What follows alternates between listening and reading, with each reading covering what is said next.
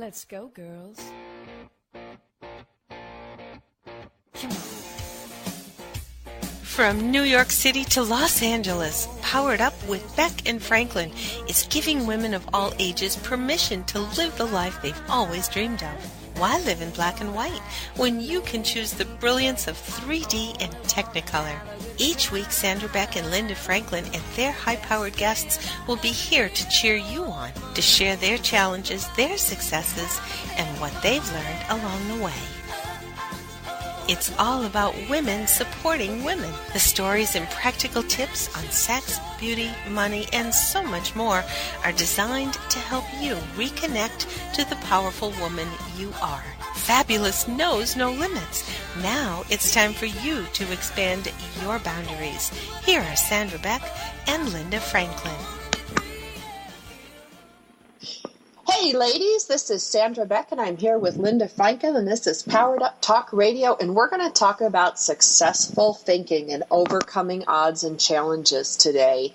Linda, you just overcame a great challenge with the redo of your apartment. 7 weeks you were in chaos. Yes, but I call these good problems. You know, it's definitely stressful, but I could think of a lot worse things. But, you know, the end result was terrific. So I'm getting back to, you know, a more normal schedule now. So I'm glad that it's over, and I'm glad that I did it. And what can I say? It's every time I walk in there now, I'm very happy. Well, and I have a question for you. Was it, you know, because I know how I am. I'm curious to how you are. Was the anticipation of it, the execution of it, or the results of it most stressful for you? No, none of the above that you mentioned. The most stressful part for me was the preparation.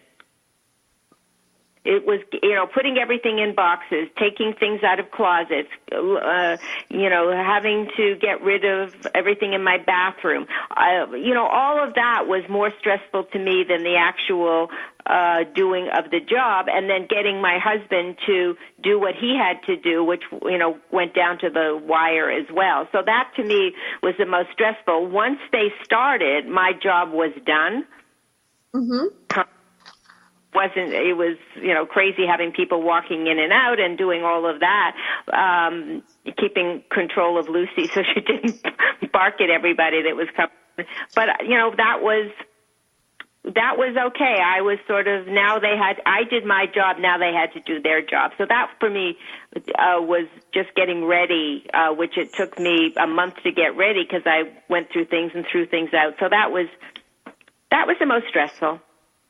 Yeah, because, you know, it's interesting. This was a scheduled change, you know, and, you know, I've been thinking about change a lot over the last couple of weeks because I'm changing things in my house. My lifestyle is changing again. You know, my dad is going to go back to New York for 3 months. So, you know, I'll be, you know, solo again with the 2 kids and juggling my company and everything that needs to be juggled. And one of the things that I did, Linda, while you were talking to me about, you know, going through your stuff and throwing things out and getting rid of stuff, I started doing that in my office here because I needed to free up that mental bandwidth space. And it's interesting because our guests today, both of our guests talk a lot about success in different ways. We're going to have Paul Lamar Hunter come on. He's going to talk about the book he wrote, No Love, No Charity, the success of the 19th child. I just think of that going like, I got 2. I don't know how you could do 21. And then we're going to bring on Josh Davis. His book just was released.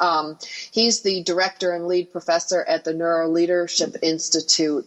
And he taught at Columbia, NYU, and some other great schools. And so he was just featured. They just talked about him in Forbes magazine about his 2 awesome hours, which I read his book, Linda, and I'm really trying to implement his 2 awesome hours strategy. So with respect to the topic of the day, success is so much about the way we think about things. Because you can't really control anything else. And like you with your apartment, Linda, you couldn't control when people were coming in and out, you know, some of the decisions and changes that you had to make. And, you know, I just think change is, when I was younger, change was exciting. Then when I got older, change became a little more fearsome. What are your thoughts on change? Yeah, well, I'm not a big fan of change, but I know that it's inevitable and that you just have to lay back and see what comes down the pike. And it's not the change so much but it's how you react to the change. So, yeah, I mean, I for me, who is a neatness freak and likes to have everything in its place, because that's control, and and even though I know in my mind, in my brain, that I have absolutely no control over control, I still, letting go is really, really hard for me. But with this, I just had to let go because, it was here. They were coming in and they were coming out and they were doing this and they were doing that. And I just said, okay, I'm just going to lay back and I'm going to be as stressless as I can be, so I don't drive me crazy or them crazy. And I managed to do that because at the end, they said, you were really great to work with. I don't know if they tell that to everybody. They said, you weren't on our backs and, you handled it well. We understand the disruption to your house and, we appreciated it. So that was good. That's wonderful. I'd like to bring in Paul Lamar Hunter at this point to talk about like successful thinking and navigation. Now, this guy's pretty neat. He has he's the 19th of 21 children, and he wrote a book called The Success of the 19th Child, No Love, No Charity. And he had a famous mother. She was famous for the homeless shelters that she founded and some other things.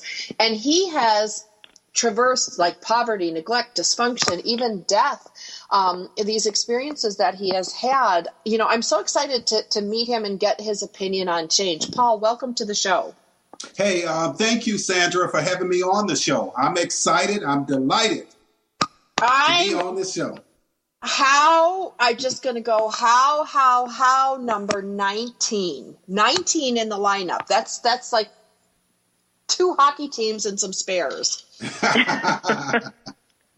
Well, I come from a huge family, 21 natural children my mom had. There are 17 living today. There are 63 grandchildren and 86 great-grandchildren. So we actually have a basketball team, a football team, a hockey team, a baseball team, a soccer team. So change, Paul, you have to have gone through so many changes to rise up and be the success that you are today. What's the secret to change? What's your secret to change? I think my secret to change is that I had to get away from an unhealthy environment and surround myself with positive men and women. And so once I began to change my behaviors, surround myself with positive men and women, and stay hungry to learn, I became a better person. I was able to write my book, No Love, No Charity, The Success Story of the 19th Child. And that book right now, it's on Amazon.com, Barnes and Nobles. You can pick it up at any bookstore. And Sandra, this book here is a parenting book, and it is a game changer for many parents that have kids. Because I believe as a father of 4 children, you have to show love to your children, and also you have to give them hugs. Now, when I was growing up, it was prohibited to give a hug because my mom did not want us to hug her or show any love. Wow. Hi, Paul. It's Linda. I have a question. I have a couple of questions, actually. The first question is, well, I can't even believe 21 children. That's too much for my mind to comprehend. How many dads were involved with 21 children? Well, when my mom met my father, she had 3 girls. She and my father had a total of 18 together. Holy moly. Boy, they were busy. They were busy. And being, I want to hear more about your background, but how did you know? I mean, I agree 100%. You have to get away from people that pull you down and get into an environment of people that, that pick you up and that, that are good for you. But from being in a bad environment, how did you know that? How did you know that? Was that a fire in your belly, or was it an experience that you said, oh, my God, it was an aha moment? How did you come to know that you had to leave and you needed change? Well, when I was a child, I always saw a lot of negativity in the home with my mom. My father was present all the way up until I was 8 years old, but he passed away. And so my mom became the breadwinner in the home. And when she became the breadwinner, she began to make derogatory statements. She told us that she did not want us to become educated or graduate from high school or college. And she would constantly beat us up mentally, spiritually, physically. And so living in that type of environment, I knew that I wanted something different. I just wanted something different. And looking at the Hunter family history, we don't have a lot of educators in our home, in our family members. And so looking at that history, I wanted to be the first to graduate from high school, but some of my siblings did that. So I set out to be the first to graduate from college, and also to be the first author in the family. And I achieved that. So being in a negative environment had taught me that anytime that you see other people in a negative environment, you have to pull them aside and have a discussion with them, and so they can see what is healthy and what is unhealthy. Did you have a mentor that helped you make the moves that you did? Hello. We got to go to commercial break.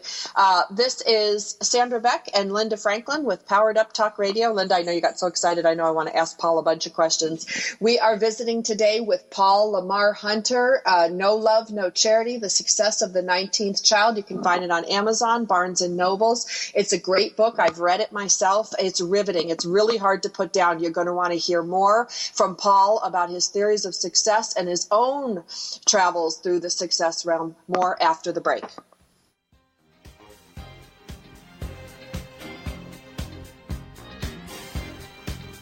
We've got lots more Powered Up with Sandra Beck and Linda Franklin after these messages.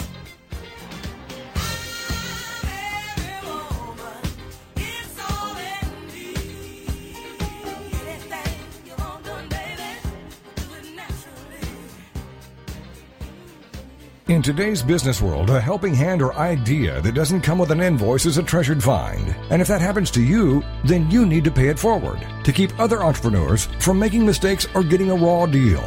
It's called Paying It Forward with Josephine Girassi, Wednesday mornings at 10, 9 a.m. Central. Josephine is going to have the guests describe their accomplishments, the lessons they've learned, both good and bad, and then sharing those pieces of knowledge as we create a movement of paying it forward. For more information about Josephine, her business, and background, you can go to mymomknowsbest.com. Josephine Girassi has always been a problem solver. She saw this need and has turned it into a movement. It's Paying It Forward with tips, tools, and advice and hard lessons learned. These pieces of knowledge can make a huge difference for you, your business, and others. So join us for Paying It Forward with Josephine Girassi, Wednesday mornings at 10 a.m., 9 a.m. Central on TogiNet.com. Have you heard? The pages of American Patchwork and Quilting magazine come to life on our new weekly online radio show, American Patchwork and Quilting. Join Pat Sloan, our blogging and quilt designer host, as she talks about the latest trends, ideas, and inspirations. Her guests include quilt pattern designers, authors, quilt shop owners, and our editors, all quilters, just like you. Call in with your questions. Get quilting tips from industry experts.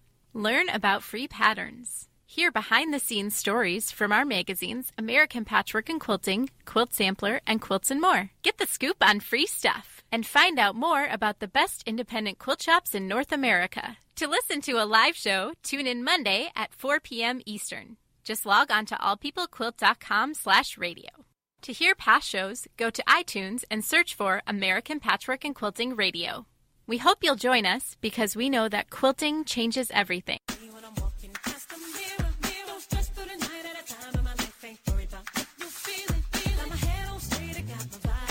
We're back with Sandra Beck and Linda Franklin. Here's more Powered Up with Beck and Franklin.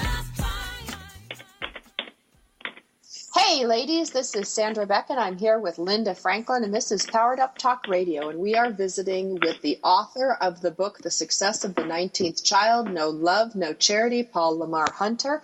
We're talking about success, and Paul, before we went to break, you said something very profound, because I am continually pulling my kids out of a negative situation with respect to some of our family members, constantly pulling them out from the negative belief system, the negative everything. It's pervasive. And you talked about how important it was to pull a child out of negativity. And Linda, I'm sorry I had to cut you off before we went to break. I want to give you a chance to answer or to ask your question to Paul. Okay, I was, because the family was so, I guess, chaotic and crazy with 21 children and a mother that was working. Did you have a mentor? Did someone help you make the changes that you made? Whether it be a counselor or a teacher in school or a relative, or who helped you, if anyone? Well, the person that helped me, his name was Michael, and he was a mentor in my life, and he had guided me along the way. He was involved in my mom's homeless shelter. And that's how I met him. And he told me that education was the key out of poverty. Mm-hmm. And so he was able to guide me in the right direction. So now, as an adult, I will be out in Los Angeles, California, speaking at the Boys and Girls Club, sharing my story. And I believe that I have a moral obligation to go out in society and tell my story to young men and women, so that way they have a good understanding that if they want to get out of a negative environment or poverty, they have to get an education. And that is the key, is to tell my story and let people know that it does not matter how you start, but it's how you finish. And I thank God for Mike for coming into my life and was sharing his past experience with me and just giving me some great information. And he's one of my biggest supporters, and so I thank him a lot for being there for me. Paul, let me ask you this, is Sandra. Was it so much his words that he said, or did you look at the lifestyle he lived, or was it that he paid attention to you? Because I got to imagine that when you're number 19, like I was number 3 in the lineup in my family, and I always felt like I didn't get enough attention because, I'm the maladjusted middle kid. But at number 19 in the lineup, I have to imagine that so much of your own emotional development was on your own, or was fostered by your brothers and sisters, because there's no way anybody could parent 19 children. I mean, there's just not enough hours in the day. Even if each of them got a half hour, you're still looking at an 8-hour workday just to parent. So what was it that so inspired you? Was it that he paid attention to you, that he himself was successful? What made you think that you could have that too? Well, because he was successful. He was a successful lawyer when he was young. And when he started to volunteer at my mom's homeless shelter, I just looked at his history, how he was a famous attorney in the state of Wisconsin, and that how he carried himself. He had charisma, and I like that about him. And he had compassion. And so not only that, but my siblings also played a role in my life as well. So when it came to my mentor, Mike, he was just there for me. He also sometimes took the time to tutor me. And so that played a significant role as well. But I never forget the words that he said, that always give back to your community. Say, when you make it to the top, always give back to your community. And so that's the reason why I keep expressing that I want to continue to share my personal story of success, because young men and women need to hear positive stories like mine, because it will uplift them. There's somebody right now that might be struggling academically, might be living in poverty here in America, might be listening to this interview, and they might say, you know what? If this guy can come from a family of 20 siblings and make it, I can make it too. Well, and I'm going to go one step further to say that, that's very powerful and that's very true. But I also think that you have a message to reach out to the mentors, the people that are like your attorney friend. Mike was his name, I think. Yes. That there's a lot of women and men in positions of power today that can reach out and not have a formal mentoring relationship, but just touch somebody's heart, touch a child's heart. Let them know that you see them. Let them know they matter. Let them know that their success matters to you. Because I would think that a lot of the reasons that people stay stuck in negativity and poverty, and I don't come from wealth, Paul, not by a long shot, is that, you kind of feel invisible, and then you think, well, I'm kind of invisible, so why should I try? I'll just get by. I'll just get along. And there are people, I think of Mrs. Ehlefeld, my 9th grade teacher, who, God rest her soul. When she died, I burst out crying right in the middle of my office. And you think, who cries over a 9th grade teacher? Well, yeah, you cry over one that tells you, that you can do this, that you have talent, that she believes in you. And I borrowed her faith, until I found my own in myself. And I think that's something, Paul, that I'd love you to talk about.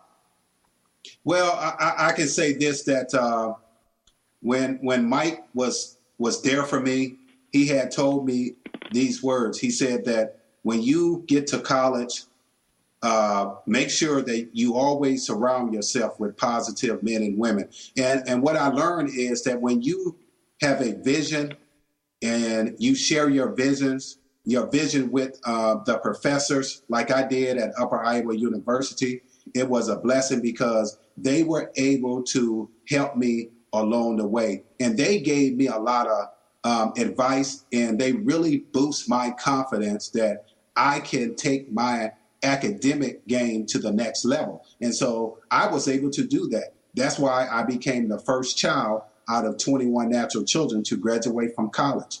And so, the staff and faculty at Upper Iowa University was great to me. So, Mike played a significant role. The staff at Upper Iowa University played a critical role as well. It's Linda. I would like to just ask a question. As you are sort of moving into a new life and feeling really good about yourself, what kind of reaction did you get from your siblings? Did you get a lot of flack, like, hey, you're such a big shot, or did they admire you? And how did that evolve over time? I'm going to say this. It was mixed feelings because on graduation day, none of my siblings or my mom was there when I graduated from college. Wow. I did not receive any presents. You know how you get graduation presents and take pictures with family and siblings? I did not receive that at all. No one was there for me. But I remember this girl, her name is Dominique Stewart, and she said to me, Mr. Hunter, there's no one here to cheer you on? I said, no. She said, well, you know what? When they call your name, I'm going to cheer you on. And the other girl named Jasmine, she said, yes, we're going to cheer you on. So, my biological siblings and my mom was not present, but, those two women cheered me on. And that was enough right there to say, you know what? I have to live my life for me. There's a, I have to say this, because people are not going to cheer for you. They're not going to encourage you. But I remember reading in the book of Psalms where David said that, you have to encourage yourself. And that's what I do. I encourage myself. Yeah, well, that's the most powerful, because if you don't do it yourself, the other people, it doesn't count because it's only surface and it wears away very quickly. Mm-hmm. You have to keep nurturing yourself and keep on transitioning all the time. It's like feeling good about yourself and being positive and having the life that you want. It's like a muscle. You have to exercise it all the time or it gets weak. Yes. So, and another thing that I want to say is that, I'm focused. I am determined. And so once my story really goes viral and the national media is talking about it, I think it's going to be a story that will touch people's lives. And it doesn't matter what color you are. It just will touch your story and make people become better parents. Well, and I think, as we talk about like successful thinking, and I know we only have 2 minutes till the end of the segment, when it comes to successful thinking, I really, want people to understand that education is not a right or a privilege, and it's not anybody trying to be all that. It's everybody's like God-given right, that I look at Paul and I think about you because I know there are people in my graduate program and people in my undergraduate who had similar experiences that their family was like, well, who do you think you are going to college? Who do you think you think you're so great? And investing in yourself should be normal. And I'm just going to use that word normal. And Paul, I'd love your comments for the last minute of this segment that I need to close this out. Okay, well, the most important thing that I want to say is that to everybody that is listening, that it is possible that you can live your dreams. I came from a family of 20 siblings. I made it. I had to change my behaviors. I had to surround myself with positive men and women. I had to stay hungry to learn. If I can achieve my goals, you can achieve your goals. Please go out and purchase my book, No Love, No Charity, The Success Story of the 19th Child. And I am available for speaking engagements and book signings. So please visit my website, paullamarhunter.com, paullamarhunter.com. Well, there you have it, folks, right from the horse's mouth. No love, no charity, the success of the 19th child. When we come back from the break, we're going to visit with Josh Davis. He's written a great book called 2 Awesome Hours, and today's show is all about success. Success in the way we think, success in the way we act. Paul Lamar Hunter said it himself. He needed to change some things about himself to become a success. There's no shame in it. We've all had to do it. We're going to visit with Josh Davis. More after the break.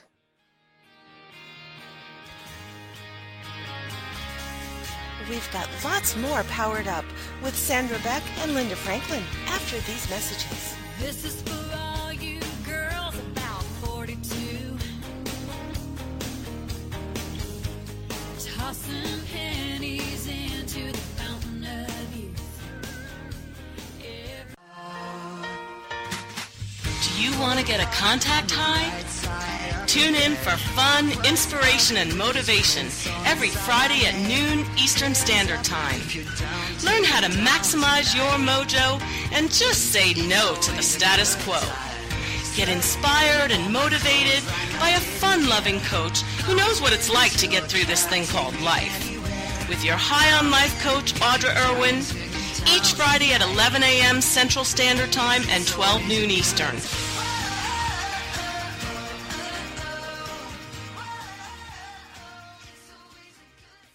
LinkedIn. It's a great tool and a great way to do business in today's social media driven world. And Carol McManus is the LinkedIn Lady with the LinkedIn Lady Show. Tuesday and Wednesday afternoons at 4 p.m. Eastern on allbusinessradionetwork.com. The LinkedIn Lady Show is designed to inform, inspire, and educate businesses. Every social media site has a specific demographic, personality, and purpose. And the LinkedIn Lady will interview a variety of guests, such as business owners who can showcase their business and talk about how they use social media, such as Facebook, Twitter, YouTube, Google+, Pinterest, and of course, LinkedIn. For more on Carol and the show, check out her website, LinkedInLady.com. As trends change and new applications become available, the LinkedIn Lady Show will bring that information to you in an easy-to-use, fun, and engaging way. Every Tuesday and Wednesday afternoons at 4 p.m. Eastern, it's the LinkedIn Lady Show with Carol McManus on allbusinessradionetwork.com.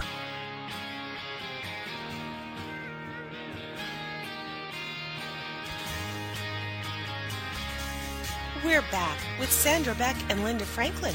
Here's some more Powered Up with Beck and Franklin.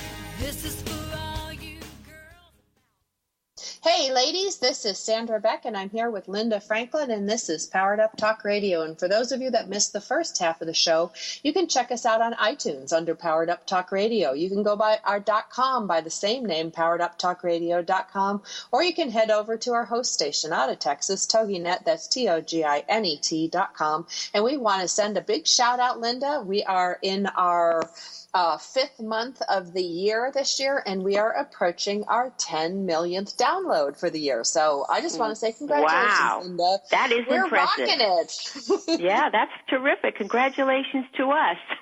Yes, congratulations to us. And with all this newfound success, we thought we'd do a show today about successful thinking and successful practices. So when you think about successful thinking, I want you guys to go out and look at Paul Lamar Hunter's book. You can find it on Amazon and Barnes & Nobles if you want to be uplifted.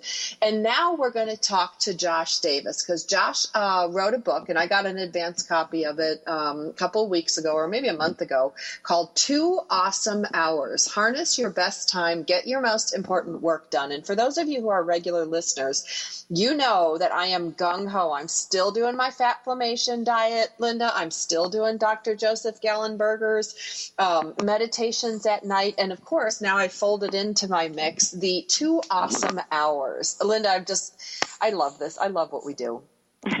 Me too. Me too. And you know, we get to talk to some awesome people and learn something in the process. Can't beat that. They can't beat that. So we are going to visit now with Josh Davis, and we can call him Dr. Josh because he's a PhD. And oh my gosh, he's all into neuroscience and psychology research, and he's going to make it easy. And I'm going to tell you, I always endorse books for one reason.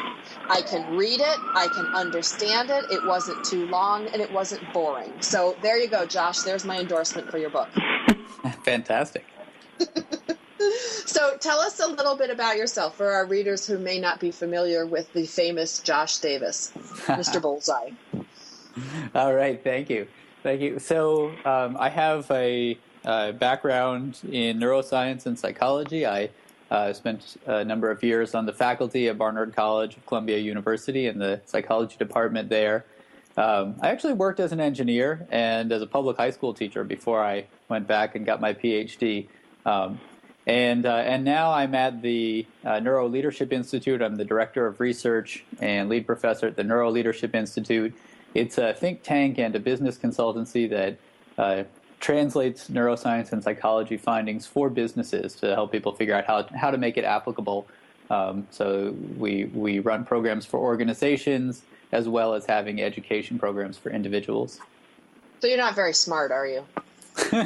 Nope, pretty dumb. It's a shame that came across. Neuro this, neuro that. So why write a book? Why write the book 2 Awesome Hours? And I am trying to live the 2 awesome hours, I'm going to tell you. So tread carefully. I'm so happy to hear that, and I am so curious, and I want to know what's working best for you. You know, but so hopefully there will be a chance to find out. The idea came from this that I, as well as everyone I know, was complaining about being overwhelmed with work, too much work to do, and it just seemed to accelerate. That the more that we have access and to our devices constantly, the more it accelerates, and we send each other requests all the time, and we expect faster and faster responses, and then we get rewarded for that. And so there's just this building amount of work, and it's more than anyone can do at this point. So we're at a stage where for anyone to succeed, just about anyone, to succeed at their work, we each have to become the ones to decide what needs to happen and what needs to happen when. We have to start doing a lot of our own prioritizing. And so I became interested in discovering, is there something we can learn from neuroscience and psychology? And one of the things that really caught my attention was that we can be very effective for short periods of time, 20 minutes, 30 minutes, a couple hours, maybe even a few hours. We can get a lot of important stuff done that's going to last the whole week even. And then we can be really kind of worthless for a couple of days in a row, where we're just not getting much done. And so what I started to wonder about was, can we learn something about how to set up the conditions for those periods of being really effective? Is there some way we can start to do that when we need to, or at will, or to know how to predict that? And that's sort of where the idea was born. Did you what you just said about, the couple of hours if you're lucky, and then the rest you're just kind of coasting along. Did you find that experience in your own life? Is that what prompted you to do the research? Oh yeah, I absolutely would find that to happen, and I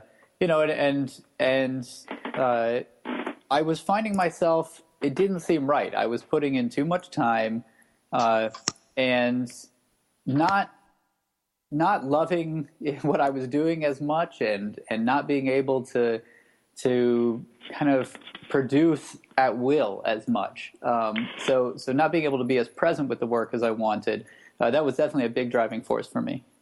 Well, I think in this society, in this world, especially now, that people think you have to work hard to get what you want, and that's sort of ingrained in you. If you're not working so hard, then you're lazy and you're not going to get what you want. But it doesn't always work that way, because, as you said, if you're doing the work and it's not stimulating you, if it's not making you happy, if you step aside and say, "Boy, this is not what I really want to be doing," there's no way you're going to be successful at it.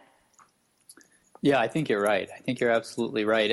And this idea of beating ourselves up, feeling like we need to work constantly, and in fact, and in many circles, it's a badge of honor actually to brag about how much time you've been putting in and how exhausted you are. That actually goes back at least to the time of Thomas Edison, that he was one of the people who historically bragged quite a bit about that and worked constantly. But if we go back even farther, we find people like Ben Franklin, who, by the way, actually was the 15th child in his family. And I think by some measures, Ben Franklin was successful. I would agree. Right? Is that a fair thing to say? That's a fair assumption, right? Right.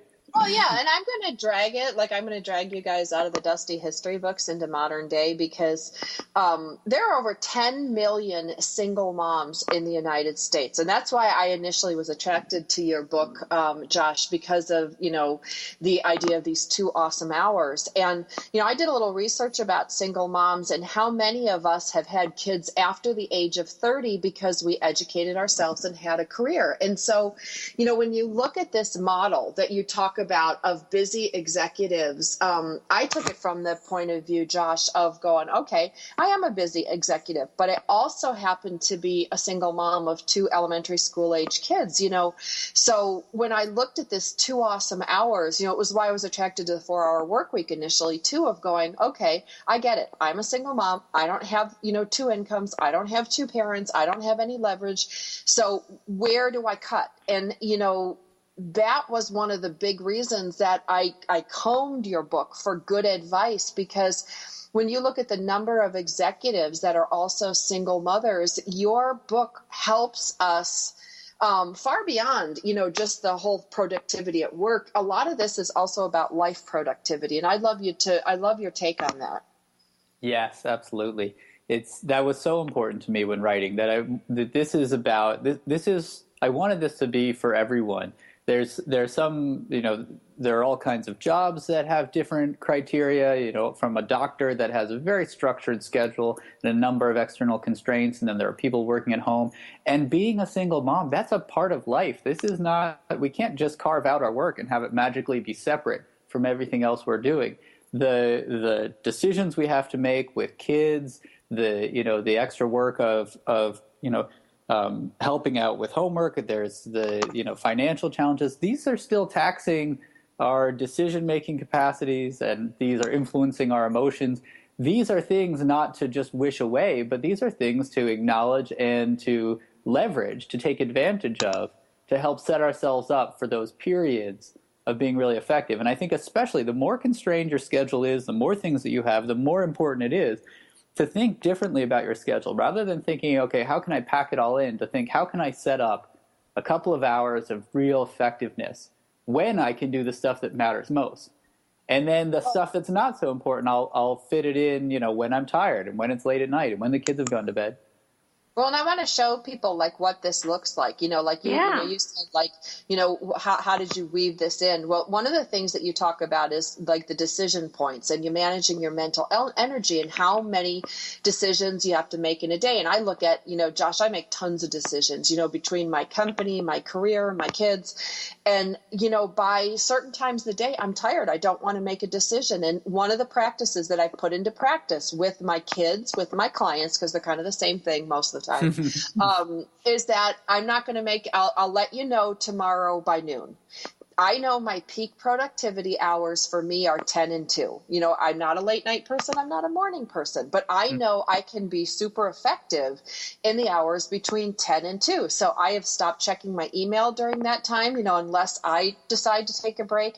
I shut off all these distractions, and I've cleaned out my office of these to-do lists that were really oppressive. The distraction would be, it would pull me away from my work. I'd look at my to-do list for my home. I'd look at my to-do list, for my personal life. I'd look at my to-do list. I was drowning. And, I can't make decisions all day long, effective, good ones, but I can make great ones between the hours of 10 and 2. And you know what? The world does not fall apart because they have to wait for my answer. Mm-hmm. That's exactly right. And it does take a cycle or two of learning that it can be scary at first to take that risk. But, recognizing your time, and it does, some people give the advice, you should always just try to do the important stuff early in the morning. You should try to do the important stuff when you're at your peak. And for many people, that is early in the morning because they haven't fatigued themselves yet, but it's not necessarily. And sometimes we don't have the choice about when we're going to do something. And so then we want to instead think about how can I refresh myself and hit the reset button, and things like moderate exercise, not intense, but moderate exercise, 20 minutes on the treadmill, for example. That's one of the most reliable things we know of for reducing anxiety. And it's not exercise for the long term, for feeling like, for long-term health or looking good. It's for how it's going to affect you in the hours that follow. It's a different way of thinking of exercise. It's those kinds of things that we can do to change, to make it easier to let things go, to stay more present when we need to be. I'm going to take us to commercial break. We are visiting today with Josh Davis, and he wrote a book called 2 Awesome Hours. It's available wherever booksellers are sold. It's produced by HarperCollins, so if you just Google it, you can find it. It's a really good book. I encourage you to read it. We're going to come back from the break, and we're going to talk more about managing, important stuff, your highly effective time, making your decisions and making your workplace and your home place work for you. More after the break. We've got lots more Powered Up with Sandra Beck and Linda Franklin after these messages.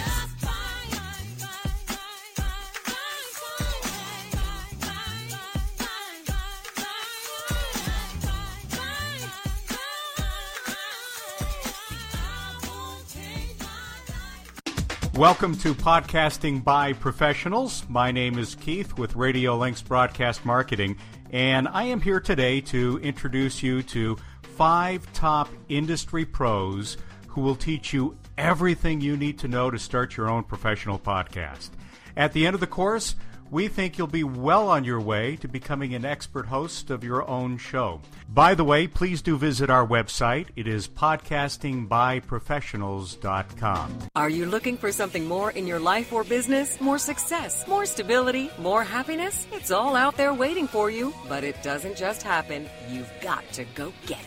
Make it happen with Michelle McCullough, where motivation and strategy intersect. Michelle is a serial entrepreneur, acclaimed speaker, and the Woohoo Radio Network's resident business and success strategist. Michelle has the smarts, strategies, and experience to help you improve your life and take your business to the next level. You've got big dreams. You've got big vision. Now it's time for you to make it happen.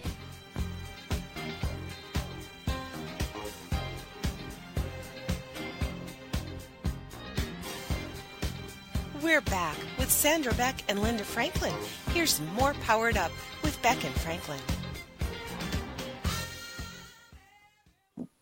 Hey, Hey, ladies, this is Sandra Beck, and I'm here with Linda Franklin, and this is Powered Up Talk Radio. And we are visiting with author Josh Davis of the book 2 Awesome Hours, How to Harness Your Best Time and Get Your Most Important Work Done.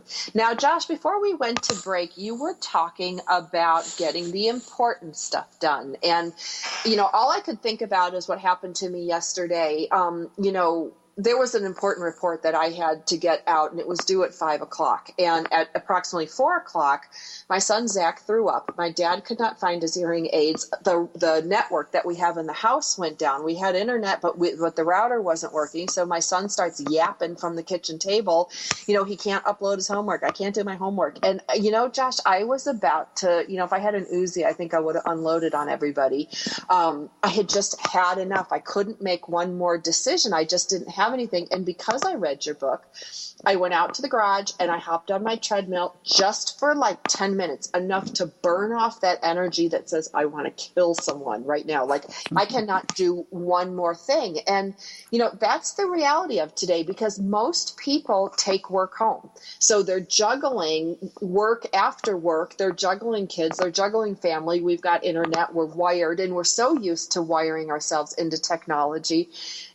There was something you talk about in your book about, freeing yourself from distractions. And a big one for me was shutting off my email, because I have a sound on my computer that makes emails sound like gunshots. So it's like, bah, bah, bah, bah, bah, bah, that's what they feel like. Mm-hmm. When we manage our distractions, we can bring ourselves down a level. And I want you to talk a little bit about that.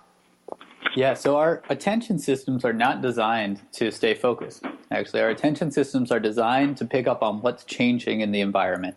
So a functional attention system is going to help you adaptively respond if there's something threatening in the environment or something novel or interesting or new that would be useful to pay attention to.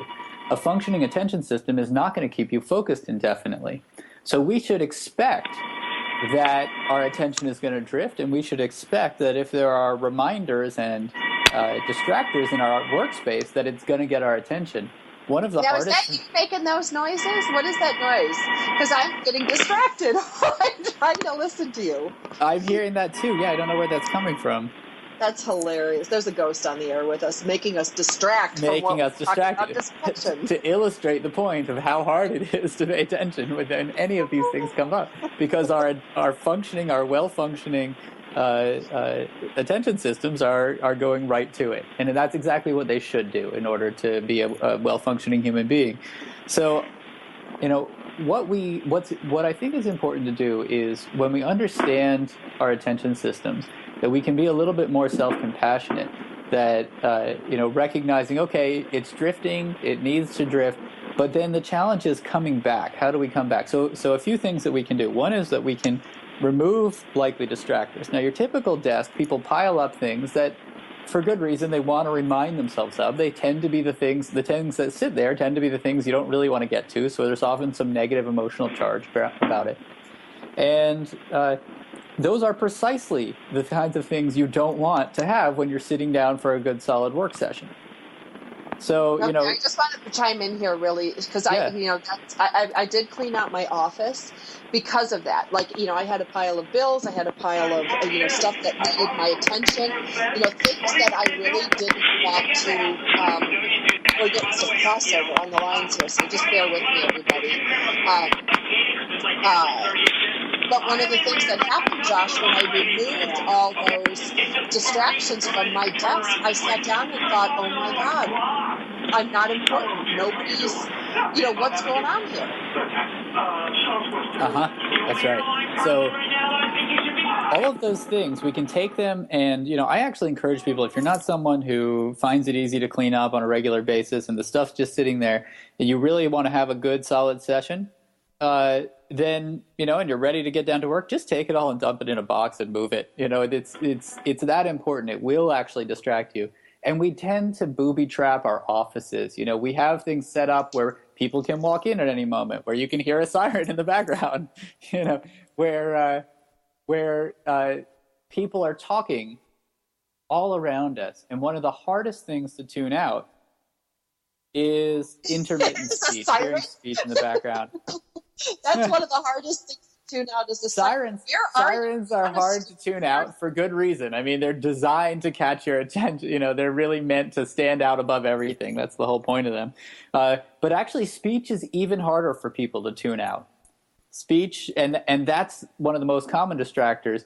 Now, things that pertain to another person that are social, like email and responsibilities and feeling bad socially, those are definitely going to grab our attention. So when we want to have a good solid session, we can go a little easy on ourselves and just remove some of the things that will distract us. And then if we do get distracted, though, this is where there's a real shift that I think a lot of people can make conceptually that will help. So when you're working along and then you do find your mind wandering and you say, okay, I've got to get back on task. We typically try to use willpower, kind of beat ourselves up. I've got to stay on task, right? And say, okay, well, maybe I'll just go check and see who liked my Facebook post to the kids, the picture I posted, something to distract and refresh. Actually, what happens when we do that is that we're still taxing the same focused attention systems, and we're doing something that's likely to actually get us lost on a tangent and onto autopilot, and before you know it, a half hour can go by. Instead, there's something else we can do, which is extremely powerful. There's something we can do that actually has the following benefits. It helps us, and I'll say what it is afterwards because it's a bit surprising. It helps us integrate activity in sort of the goal-focused parts of the brain with activity in the self-processing parts of the brain. Usually those are at odds. When this happens, they integrate. It helps us plan for the future. It helps us find ways to rethink temptations so that we delay gratification. And it helps us come up with creative solutions. So this one thing that we can do helps with across all of those different abilities. That one thing is mind wandering. You don't typically tell your kids, hey, you know what, I really want you to mind wander more in school. You need to daydream more. But in fact, when we block ourselves from mind wandering, we block ourselves from having the opportunity for all of those wonderful benefits. What else happens is when we do let ourselves mind wander, just stare at the plants, stare at a piece of art for a few minutes. It gets boring after a little while, and our minds are likely to drift back. That's when we can get back on task. So attention will follow what's changing. Let your mind wander at that moment for a few minutes. You will be back on task faster and ready to be far more effective than if you shift and do something else. And is that why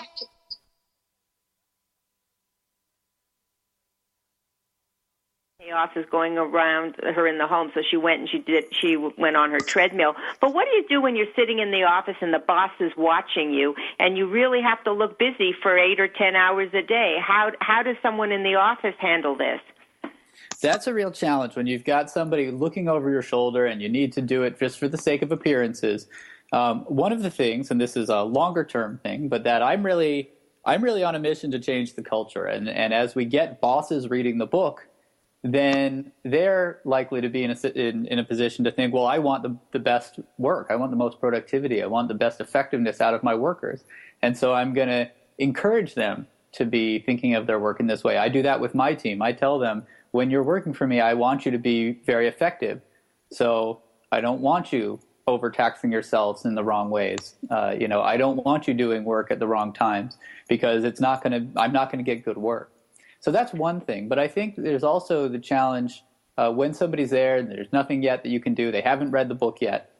Let's say maybe it's a month and they still haven't read it yet, right? So the kinds of things you can do are identifying those things that are really most important for you and finding ways to what some people do. At first, they may spend an hour at home before work and do it, just carving out a little time. Some people will reserve a space, if there is one, at the office, in a conference room, just for the stuff that really matters. Other people will find ways to just kind of close their eyes at the desk. Some people, there are some offices, and this is a little bit less common, but that allow for things like desks where you can move a little bit. You can get up and move easily, and maybe have standing spaces. You can shift your position. That kind of stuff does help to refresh a little bit. So little bits and pieces that people can do.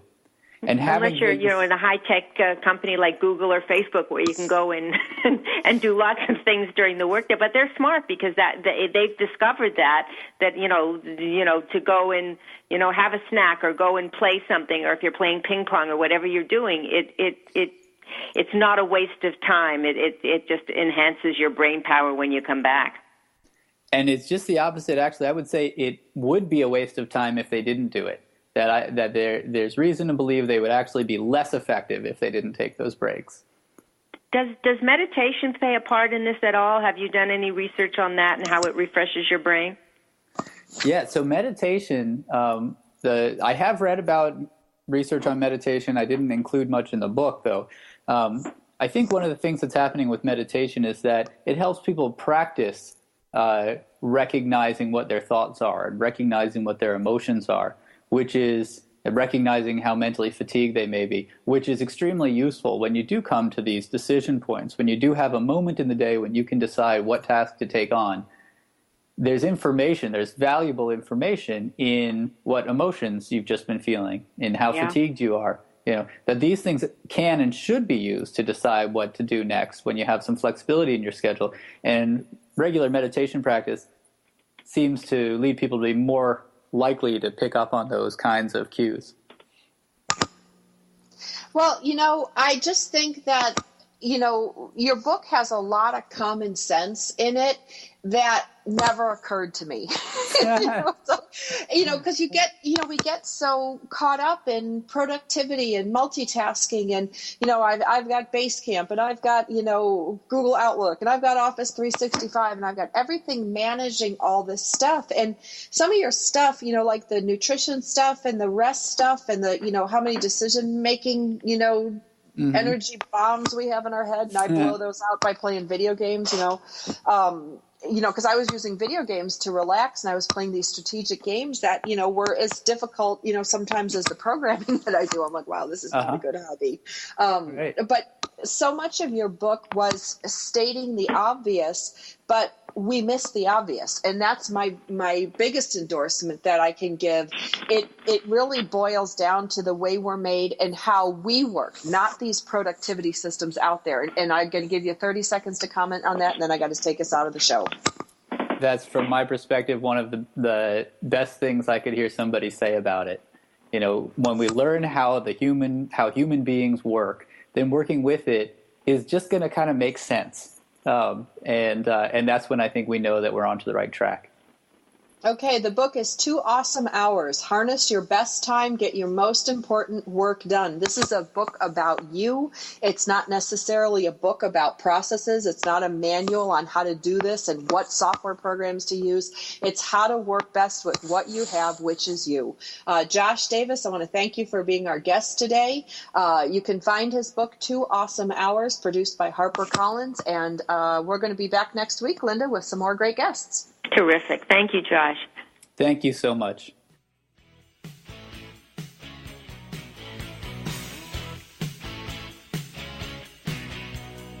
We're so glad you joined us for Powered Up with Beck and Franklin.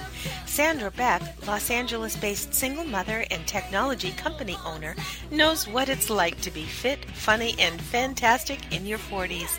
Linda Franklin, a New Yorker with a successful marriage and